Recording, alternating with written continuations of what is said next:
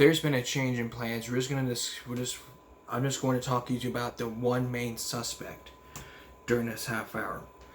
Now, as I was scrolling through this website called JonBenétRamsey.pbworks.com, which is a JonBenet Ramsey encyclopedia, this has the lab reports, the core original files, which you can download. And as I was scrolling through them,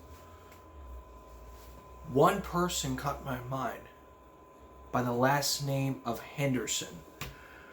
And while I was scrolling through them, I remember that name.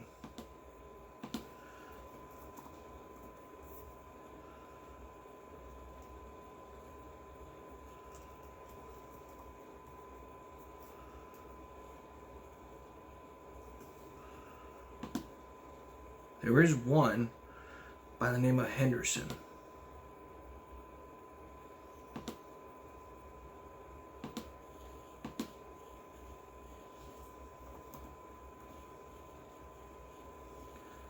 Her name is Sandra Henderson. And I got to be thinking, could she be the link into one of those murders? Well, as I was scrolling through this article from InTouchWeekly.com, they made a podcast describing it. Is the Henderson family blamed for Ramsey's murder? There is a podcast. There was a podcast about this.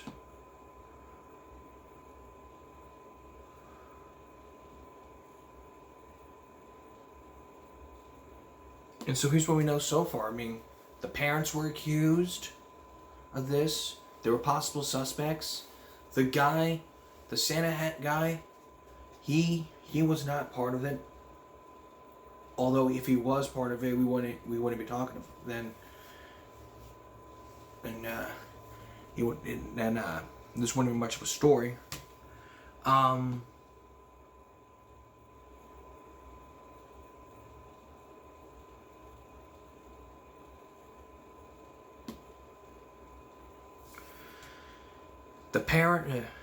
The parents went on 2020 to talk about their side of the story. John Bennett, they both wrote the book. They appeared on CNN without consulting the attorney. No questions about the murder.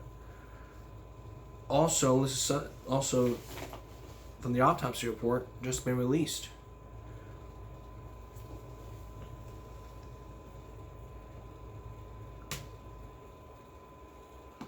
So but there is one possible suspect. As I was looking through the JonBenet Ramsey encyclopedia, I stumbled across a name her name was Cassandra Henderson.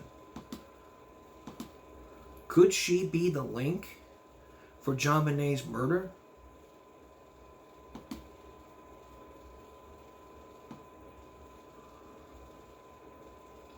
We know it's been like 25 years since the murder.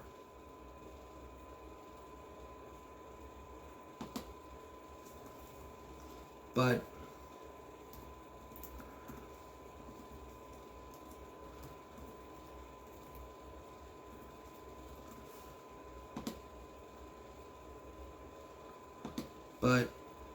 yeah.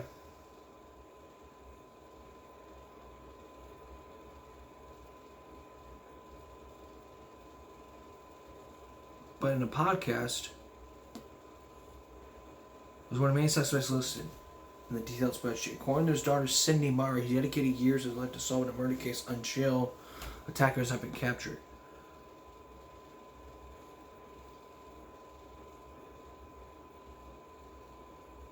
John Ramsey said in the podcast, well, the important things look for motive in killing. One person has a potential motive, and then the mother who worked for my company was caught embezzling a fair amount of money, and we terminated her. She eventually understood it. My understanding was when the company did the same thing, but was in prison. But his comments are in reference to Sandra Henderson. Her stepson's cleaning cameras at Henderson. Detective Love saw him with potential suspects before he died. But the Boulder PD dismissed the Hendersons from investigation after one inquiry at the time claiming his dad butts into DNA samples that were later ruled out. While according to the podcast, investigative reporters, along with JonBenét expert Jameson and Cindy, decided to look into the Hendersons' possible involvement once more.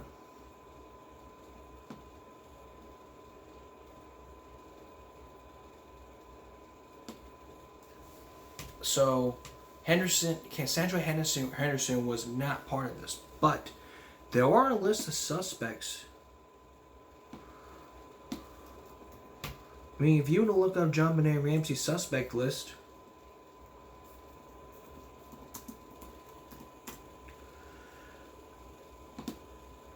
Meow.com would give you a whole list. We got Michael Lee, the junkyard worker. We have John Mark Carr, Linda Hoffman, Bill McReynolds, Brooke Ramsey, the brother, Gary Olivia, Todd Fuss,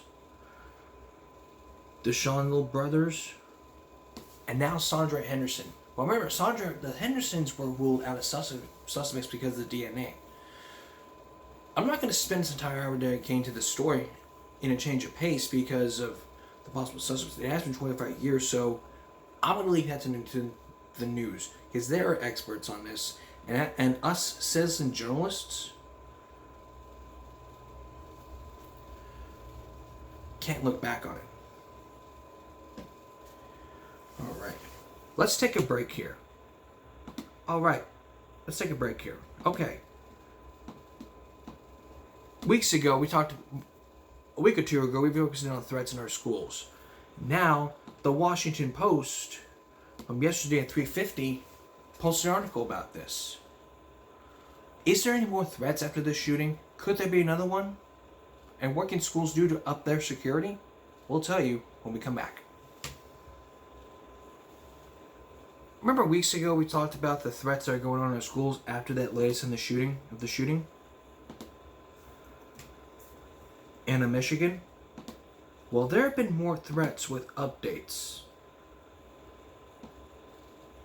In Gettysburg High School, a juvenile was arrested after making a social media threat. That was in Pennsylvania. In Pennsylvania, state police say a juvenile was arrested for a threat at Gettysburg High School in Adams County. The juvenile is charged with terroristic threats and harassment. Troopers said the threat was made to share to social media, and the school shifted remote learning on Tuesday. State police said the investigation found no possible threats, and there was no threat to the public, students, or faculty.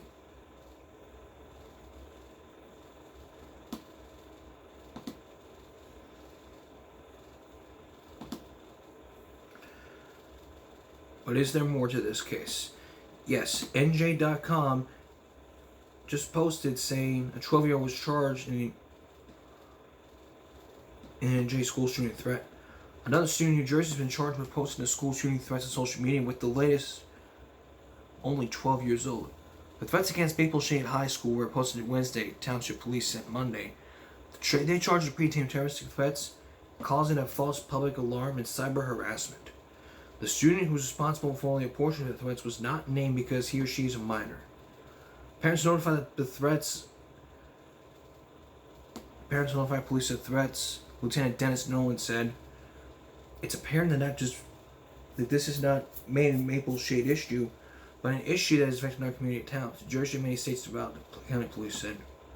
Fake threats on TikTok showed warning of a nationwide school violence Friday, which authorities say were not credible, led to New Jersey officials to reassure parents and boost security while the social media company said found nothing threatening on its platform. But rumors of the post rattled nerves and forced the officials to take precautionary steps in New Jersey as the day progressed, with no major incidents reported along with the Garden State. Officials in states across the country, from Texas to Maryland, said they've increased security over non-stick social media scare. Several students across New Jersey have been charged with making threats against schools in the weeks since the teen killed 4 people and injured 4 others at a high school in Michigan in late November, after Thanksgiving. And now comes word of a TikTok challenge from the Washington Post, which posted it yesterday. School officials contacted police saying in the motion full-scale investigation, the school system decided on a fairly drastic step. closing all campuses, not just to target the school, but for its 3,500 students the next day.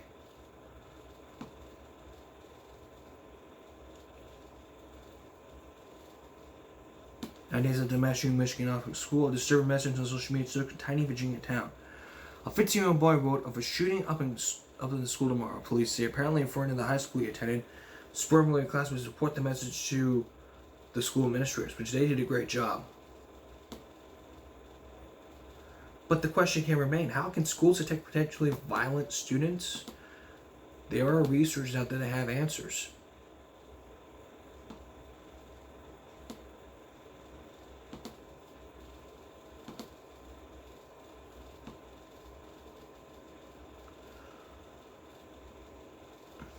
I mean, Virginia Tech, we have Virginia Tech, Columbine, Sandy Hook, and now all these threats.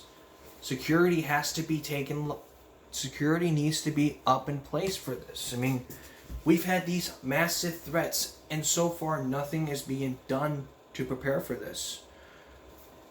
When people say, "Oh, I'm going to go bring a gun and go shoot up a school," their reaction is, they're scared to go to school.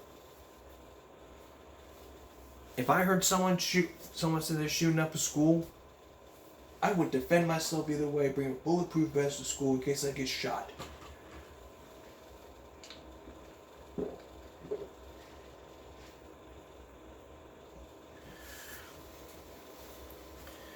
And it's all because of these violent video games. And if you see over here, I have a lot of games, and they have violence in them. I think I have 2, 3, 4, 5 rated M games. I have 5 to 7 rated M games. And they all encourage violence and shooting. But when you see people saying, "Oh, I'm going to go shoot up a school because this and that and the other, I don't like my students," that's not the way to solve problems. I mean, if you don't like your students, this is not the way to solve problems. Go to your counselor. Just deal with it your own way. Bringing a gun is not gonna help you either way. Just understand that. It could be simpler to just sit there and go, "But how else can I solve my problem?" There are other ways you can solve your problem, but to others, it's just simple as just don't shoot up a school, don't cause a mass hysteria. But the truth of the matter is that 66% tell at least one person what they're gonna do, when they're gonna do it, and where they're gonna do it. 80% of them tell at least one or more people. What you should be focused on, like myself, is when people do something, they need to hear something. Just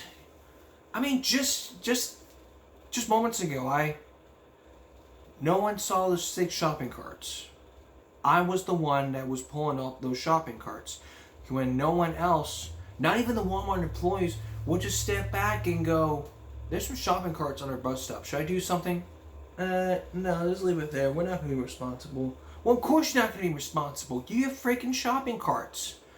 You've got shopping carts everywhere, and all you're concerned about is just freaking... That's all you're concerned about. You're concerned about losing money. Because as you know, stealing shopping carts is against the law. It's against the law to steal shopping carts. Because if it's people who steal shopping carts, you lose a lot of money. You need to build a fence. Build a gate or whatever. The bus stop is not far away from Walmart. It's like 10 feet away. You see, it's like 10 feet away. It's like 10, 20 feet away. So you're saying you're not going to walk all the way, get a shopping cart, and then bring it back? 10 feet away? That local. Jeez.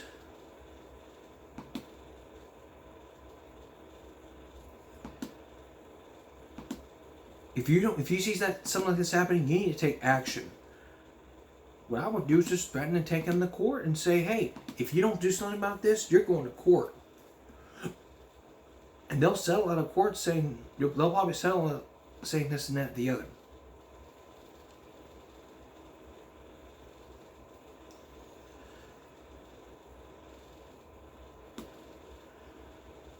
But, okay.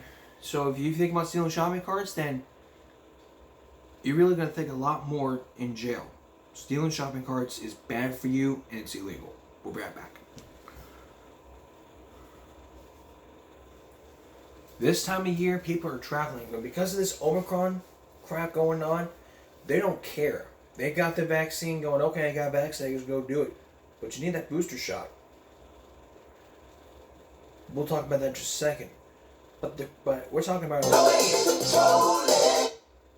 luggage. How safe is your luggage when you go on the airplane? Do you keep it locked and safe and keep it safe? Well, not many people do that. So what can you do to protect your luggage from thieves when you're traveling this holiday season? Keep in mind that they may not be replaceable if you put trackers on them. Wear a mask, try to distance, don't forget the sanitizer, and now this. Try to keep your suitcase from getting stolen. As Les Trent reports, just as the... Here's Inside Edition's Les Trent. What could happen when you checking luggage before jetting off for the holidays. But now police are warning of what could happen when you land. Baggage bandits in Cleveland after this passenger reported her suitcase missing. Somebody just took my bag. Police took swift action, Come on. finding this guy hiding out in an airport bathroom stall. You've been detained because those bags don't belong to you. He was charged with theft. Airport authorities say it isn't his first time. Watch as cops say he brazenly takes not one, but 2 bags and then casually wheels them away as if they were his. And here he is allegedly doing it again. It turns out inside that bag was something very precious to its rightful owner, her mother's ashes. I can show you what was stolen. This box right here. Lynn Morin says the ashes have never been recovered. Disbelief, shock. Stolen luggage is a huge problem nationwide. We take that very seriously in Cleveland. Cleveland Deputy Police Chief Harold Patel says thieves are more likely to strike over the holidays because they know a lot of those suitcases are packed with gifts. This here is exactly what we're talking about. The carousel has stopped. These bags are still here. No one's come by to claim them, so that's a crime opportunity waiting to happen. At the airport in Atlanta, this man walked off with more than 50 suitcases in a 6-month period, according to police reports. He's pleaded not guilty. We tried a baggage test of our own, and it was easy pickings. With their permission, our producer showed passengers how quickly he's able to grab their bags right off the carousel and walk away. They never, ever, ever, ever, ever check your bags. They were shocked. Well, thank you for bringing me my bag. I can't believe they just let you walk out of there with it. But here at New York's LaGuardia Airport, we watched as airport employees stopped passengers to verify their bag tag matched their baggage claim receipts. Looks like a smart move. That's right. The Transportation Department says more than 1 million bags were stolen in 2018, resulting in $1.2 billion in missing items. That's a lot of money. But as traveling goes along, there is a lot of COVID happening. So what can you do to improve your COVID protection against COVID while flying, even though you're vaccinated? Well, let's watch.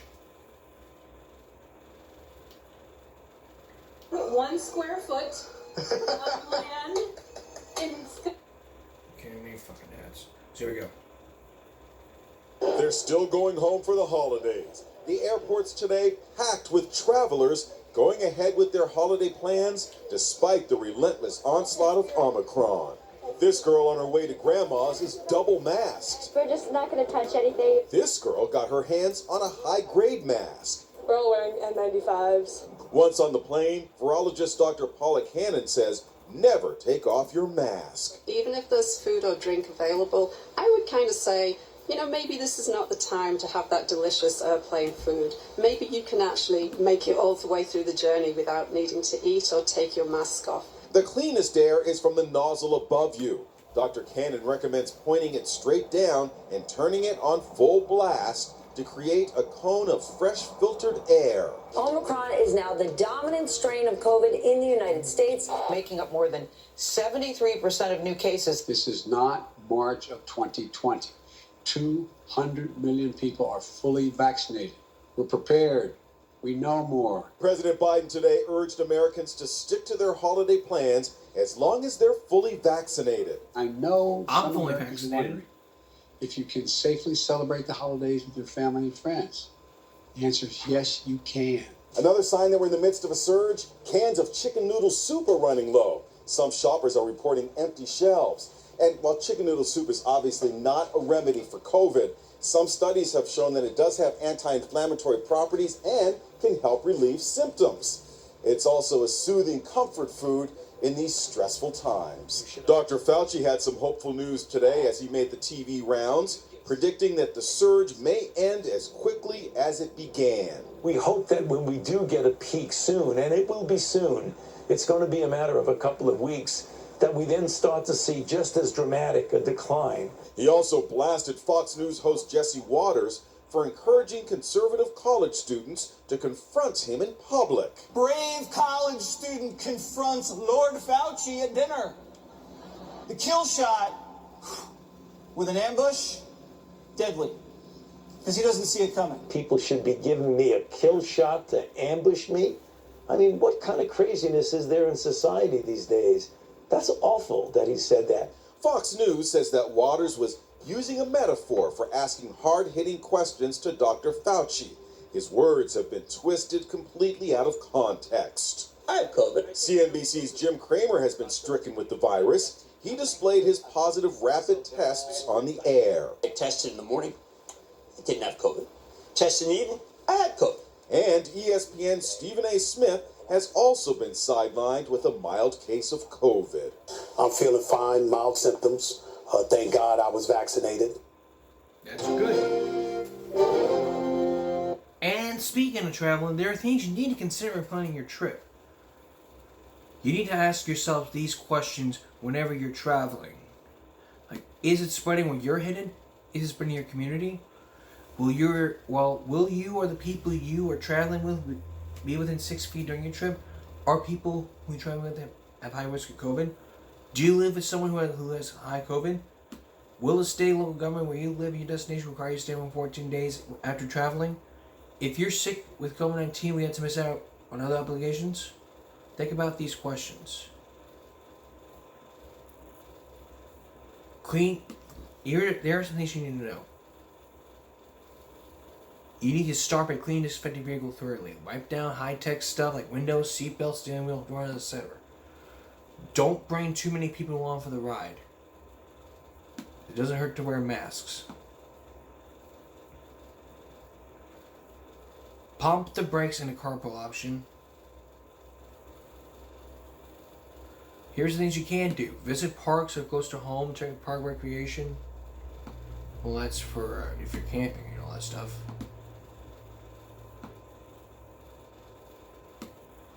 But this is the domestic travel.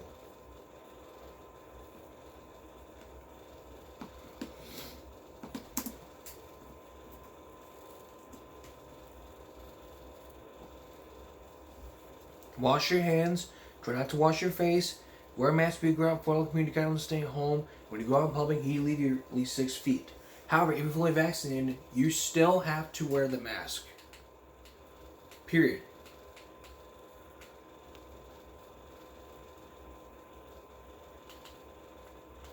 But what to do, but during the holidays, what do you do if you have close contact? We'll tell you about that probably in the next week or so. But